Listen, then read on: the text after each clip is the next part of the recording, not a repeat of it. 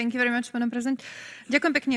Vážené kolegyne, kolegovia, hovoríme o budúcnosti poľnohospodárstva. Videli sme farmárov v uliciach a zrazu bolo možné meniť aj európsku legislatívu, takže ja sa teším z toho, že chceme skutočne niečo urobiť.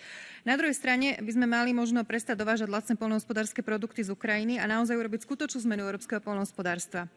Potrebujeme investície, potrebujeme diverzifikáciu, potrebujeme inovácie, technológie v poľnohospodárstve, ako ste povedali, pani komisárka. Inak zaujímalo by ma, prečo tu nie je pán komisár Wojciechowski, ktorý má na starosti poľnohospodárstvo pri tak dôležitej debate.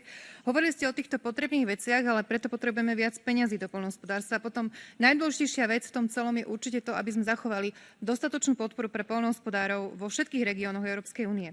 Hovorilo veľa kolegov o tom, že živočíšnu výrobu treba trošku obmedziť. Ja si myslím opak, pretože živočíšna výroba nám prospieva aj v tom, že sú z nej aj produkty, ktoré potrebujeme na to, aby sme rastlinnú výrobu mohli viacej zveľaďovať. Čiže určite by som hovorila aj o väčšej podpore živočíšnej výroby, pretože nie všetci ľudia v Európskej únii chcú byť vegáni.